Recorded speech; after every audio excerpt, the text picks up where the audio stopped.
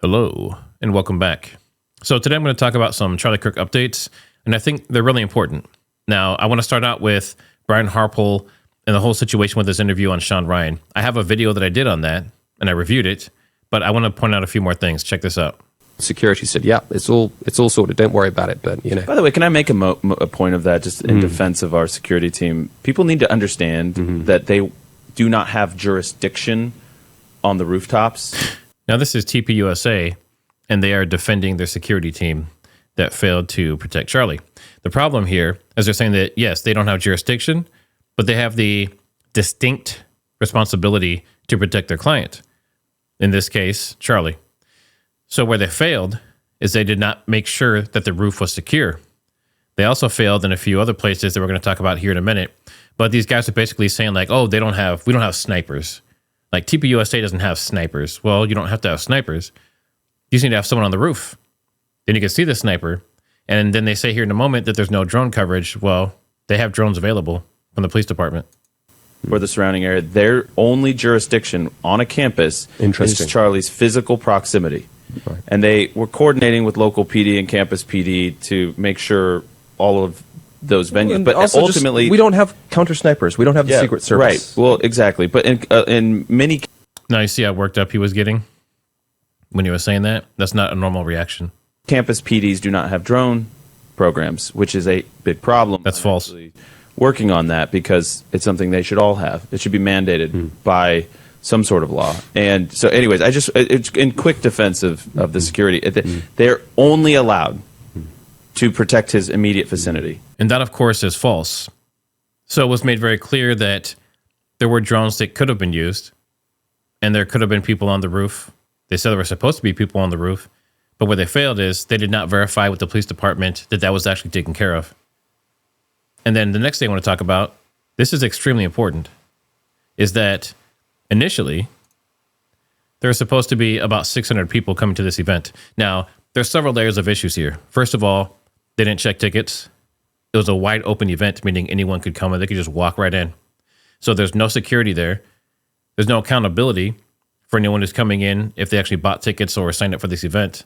And then for a security, they said that it went from 600 people to over 3,000 that showed up. Now, at these events, a lot of times it's Kirk's enemies, right? It's the left. It's the people that are anti-Charlie Kirk. They call him a fascist. He gets death threats. So they left it wide open, and his security team allowed this to happen. They put him in a situation where they could have said, we're not going to cover you. We're not going to do this event. It's not safe. We can't verify if the roof is going to be covered or not. And even when it was at 600 people that were supposed to be there and 3,000 showed up, they could see the crowd growing. In fact, they mentioned it in some of the interviews and things that I've seen, that they could tell that there was getting to be a lot of people. At that point, they could make the decision to pull Charlie for his safety. Now, did they choose optics, letting Charlie just sit there and talk and do his thing? Did they choose that as career safety? Because they don't want to lose the TPUSA contract, and they don't want to piss off Charlie Kirk, because then they might have lost that contract with him. So did they just go along with it for job security instead of actually doing their job? Because I used to do security. So what I would have done in this situation is, number one, I would have made sure 100% that the roof was covered. I would have talked to the police department before we even pulled Charlie Kirk or whoever the client is, before they even went into the venue, especially an open air venue. The first thing I would have done is gotten on the phone and said, hey, you guys have someone on the roof right now. Are these drones that we're seeing up here, are these news or are these yours? Do we have coverage right now? Before doing anything else. So that's a major ball that was dropped. Now, in this case, 3,000 people. So when officials at Utah University approved the plans for Charlie Kirk's appearance at the school, they expected roughly 600. In reality, said more than 5 times that came. Now, with those 3,000 people that were in attendance, how many do you think were pro-Charlie? I mean, it's hard to tell. He did have some fans in Utah.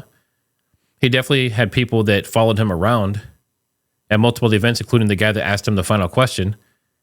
He has an entire setup where all they did was went around to these different TPUSA events with Charlie, and they would force themselves in there, ask, difficult questions, and basically harass him, right? So if those people got in, it was an open air event, what's not to say that these 5 times more people that were let in weren't there to be a part of this assassination?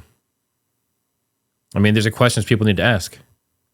And we have this article here. Charlie Kirk security chief says, police promise to cover the rooftops. Well, again, it's his job to follow up and verify before he takes Charlie into the venue. 2 months after Turning Point USA founder Charlie Kirk's assassination at Utah University, his security director said the tragedy exposed preventable flaws in how the event was coordinated and secured. Well, no shit. Brian Harpool, a veteran law enforcement officer and founder of Integrity Security Solutions, told the Sean Ryan Show, which everyone has probably seen that video by now, that his team repeatedly raised concerns about the rooftop exposure, drone restrictions, and staffing gaps before the September 10th event. Now, I assume he's talking about staffing gaps for the university having police, because they only had like 5 officers, he said. His staff was double what they usually have. They usually have 6. This time they had 12 or 13. He mentioned this 13th person, but he doesn't really say who they were, what their role was. And he says, we're told the roof was covered. And the police department chief says, I got you covered. He took him at his word. I can tell you, you do not take someone at their word when it comes to protecting someone. When it comes to security, you don't do that. You don't trust anyone. You assume the worst of everyone, and you do everything you can to protect your client. That was not done. So he says, we can't break the law or do what needs to be done. No one was up there. You can do what needs to be done, which could have been pulling Charlie out. Don't let him be there. It's unsafe. You can't protect him. You can't guarantee his safety. Get him out of there. And then we have this. Investigation discovers possible missing evidence. Surprise, surprise. In the Charlie Kirk murder case. 2 News investigates uncovered possible missing surveillance video of Tyler Robinson turning himself into the Washington County Sheriff's Office just days after allegedly shooting and killing Charlie Kirk. Our job was not to interview. Our job was to get him there. Within the hour, my friend drove Tyler and his parents to the office, where he was greeted by plainclothes detectives. Request for surveillance. We do not have any records responsive to this portion of the request, as Tyler Robinson did not go to or enter the jail area. So now they're saying there's no surveillance footage of him turning himself in. And Candace Owens covered this as well, I believe. And this is important because the entire story they gave initially saying that he turned himself in could be false, could be fake. They may have changed details about it. But why is it disappearing now? And Candace Owens has said that the public has not seen the exact moment when the shot was fired and only a short clip of a person running after the shooting was released. Now, could this come out in court? Yes. 100%. They could have an 8K version of Tyler Robinson pulling the trigger, smiling, and then the bullet taken off, right? They could catch all of that, and that could be ready for court and not for public consumption. Now, how that could mess up the court case, I don't know. If you have damning legitimate evidence on someone, something as obvious as him pulling the trigger and shooting Charlie, you're not going to ruin your case by releasing that publicly. But I get it if that's the case. Owens also said that Tyler Robinson, the man accused of shooting Charlie Kirk, may not have played the role many people think. Now, she's claiming that his fingerprints were found on the gun, but they're not the only fingerprints that were found. Now, how she would know this, I don't know. But she's saying that that was not the only fingerprints that were present. She also said another person named Lance Twiggs might have a bigger role than that. And I thought it might be fitting to go over what Charlie Kirk spoke about on the Epstein files before Tyler Robinson's shooting. Before his assassination, Charlie Kirk frequently spoke about the Epstein files, government transparency, and why he believed the public deserved to see every document. Now, here's what he used to say based on only his verified past statements. He repeatedly called for full disclosure. Kirk argued that every document connected to Epstein, from flight logs to depositions, should be released without exception. He said transparency was the only way to build public trust, and he's not the only one that's been saying that. He linked the case to a 2-tier justice system. Kirk's commentary often framed Epstein's case as proof of unequal treatment in the U.S. justice system. He said powerful people were shielded, while ordinary, everyday citizens faced harsher consequences, or the victims getting no justice. He also questioned what federal agencies knew. In multiple podcasts and interviews, Kirk asked whether the FBI, DOJ, or intelligence agencies overlooked early warnings about Epstein.